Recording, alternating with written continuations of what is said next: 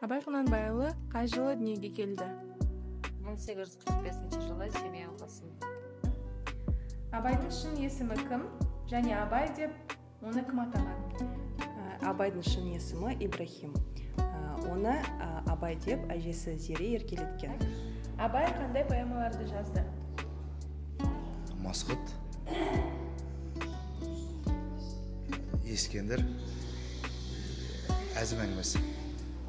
Абай қандай тілдерді меңгерген? Абай қазақ, араб, парсы және орыс тілдерін меңгерген. Абай қанша қара сөз жазып қалдырған? Абай 45 қара сөз жазып қалдырған. Абайдың шығармалары қандай тілдерге аударылған?